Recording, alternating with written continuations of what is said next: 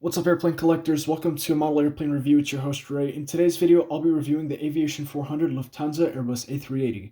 This model is part of Aviation 400's first release with their new Airbus A380 mold, and so far it's been received quite well among the collecting community. In this video, I'll talk about the box, then the model itself, and at the end of the video, I'll give my personal opinion about what I think of the model and whether or not I recommend it to other collectors. Starting up with the box is nothing too special. It's a simple 1:400 scale model airplane box. This box is the same size as Aviation 400's 777-300 boxes as far as I'm aware, at 19.5 centimeters lengthwise, 19.5 centimeters height-wise, and about 5 centimeters wide. I'll show you around the box for now, so here's the front, bottom, right side, top, left side, and here's the back side. Once you open up the box, you get the model fully painted and assembled and ready to go. Two options for landing gear configuration and a display stand. The options for the landing gear configuration are in the extended position and the retracted position. For the majority of this review, I will leave the landing gear in the extended position, but later in the video, I will demonstrate what the landing gear covers look like in the retracted position. The included display stand with the model is pretty garbage, to be upfront. It's made out of plastic and it's extremely difficult to assemble without modification. Once you get it together, it's even harder to put onto the model. Originally, the display stand would not fit into the model, so I had to modify the rod that goes into the model in order for the model to fit on the stand. And in general, it's not the smartest idea to put such a heavy and large model on a plastic display stand. And you can see here, if I even mess with the model a little bit, starts wobbling like a bobblehead. Obviously, don't play with it like a bobblehead, but yeah, it's not really the best stand. So if you want to display this on a display stand, I suggest getting a different one. Now for the model itself, before I start the review, I'm going to give you a quick 360 around the model so you can get a good look at it. The fuselage length for this model is 18 centimeters, the wingspan is 20 centimeters, and it's about 6 centimeters tall. This model is also pretty heavy because it's made primarily out of die-cast metal. I have no complaints on anything about the size, weight, or anything of that regard. Starting the review up at the front of the aircraft, here we can see the nose section of the aircraft. The nose shape on this model is pretty good, and compared to the competition, it's way better, so very well done on the nose shape. There's lots of detail up here, lots of detail to go around, both printed and painted from the looks of it. No complaints on any of that. I noticed no inconsistencies in any of the paint application or printed details on the fuselage so far. Every once in a while, I have run into little pieces of debris and dust that are on the fuselage, but I usually am able to just wipe them away with my bare hands, so no complaints on that. Yeah, everything's solid so far. Here's the vertical stabilizer. This looks pretty good. Paint application looks good. Molded detail looks good. The only complaint that I really have with it is the yellow color of the Lufthansa logo. It might be a tad little bit too dark, however, I'm not 100% sure, but that's really the only thing I noticed. Aside from that, it's pretty much perfect. Here's the right side of the fuselage. I won't comment much on this other than everything that I said about the left side of the fuselage is also applicable to the right side. No complaints on anything, and everything looks pretty good. Moving on to the wings of this model are quite nice. Here you can see lots of molded and printed detail, and the wing is painted a very bright white on the top. And on this model specifically, the wings are painted two distinct colors, like I just said, the bright white and a dark gray, which I will show you momentarily. No complaints up here, all the molded detail looks good, and I don't see any issues with anything up here so far.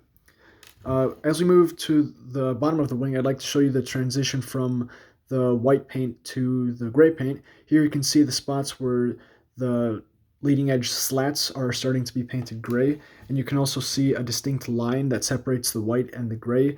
Overall, this is really impressive. No complaints on the color transition there. And the bottom of the wings are this very dull, dark gray color, which is accurate to the Lufthansa A380. Looks pretty good down here, and something I noticed on the flap fairings here is the fuel dump line. This is a small feature that is noticed by Aviation 400, and they painted the little tube here where the fuel is supposed to exit. They painted that metallic gray, so that's very nice. That applies to both sides. And moving on to the wingtip fences, Here you can see the inside of the right wingtip fence, and you can see the clear division between the dark gray and the white paint, which is accurate to the Lufthansa A380. Looks really good. Here's the one on the left side. You can see what appears to be a stain, but this is actually not a stain. This is supposed to be a light. It is present on both of the wingtip fences. Here's the one on the right side. And yeah, it looks pretty good. No complaints. Moving to the rear of the aircraft, here we can see the APU and the horizontal stabilizers. Horizontal stabilizers look good. They have some printed detail up here at the top. APU looks really good, actually. There's a distinct shape for the APU, and there's even a little bit of a indentation for the exhaust hole, which looks pretty good. And here's what the underside looks like. Not very much to see down here, but it looks pretty good. Moving on to the engines. The engines on this model are pretty solid. Shape looks good, coloring looks good, no complaints. You can see plenty of printed details on the outside of the engines. There isn't really much printed detail on the top, but there is more at the bottom, which I will show you momentarily. Here's what the engines look like from the side. Plenty of detail on the pylons, and you can see the exhaust looks pretty good. But I think the main feature that I personally like the most is the fan blade details and the spinner spirals. And yes, these fans, they do spin. Although sometimes they are pretty stiff, they do spin, or this one doesn't spin, but yeah, they do spin for the most part, which is quite a nice detail. Here is the bottom of the two right-wing engines, so you can get a good look at the printed detail down here. Lots of detail to go around. I have no complaints. It looks very good. In terms of aerial details, this model features antennas, sat domes, and 3D lights. You can see all three up here on the top of the aircraft. You can see three antennas, 1, 2, and 3, and you can see two sat domes, one of which is molded into the aircraft, which is at the front, right next to these two 3D lights, which look pretty good. And then there's this additional one that is externally added to the model, which is here. No complaints on anything up here. All of it looks pretty good. None of them came broken, and they all seem pretty nicely attached, so I don't think they'll break off either. At the bottom of the aircraft, we have one lone antenna at the front section of the plane, and this one is actually painted red, which is quite interesting. Usually these are painted white. I'm not sure if that's accurate or not, but I'm pretty sure that is accurate, so I won't complain about it. Now it's time for one of the most prominent features of this model, the landing gear. The landing gear on this model is pretty good. It's painted a nice metallic gray color, and as you can see, they're magnetically attached to the aircraft. This applies to the main landing gear, which you see here, and the nose landing gear. The nose landing gear looks pretty solid. The wheels don't roll. I'm not sure if this is part of the mold or not, but I'm starting to feel like that it is part of the mold that the nose wheels do not roll, because another one of the ones that I have, the nose wheels don't roll, so that's kind of interesting. The main wheels do roll rather stiffly on the main landing gear, so that's quite interesting. The main landing gear is very nicely detailed, and it attaches to the model relatively smoothly.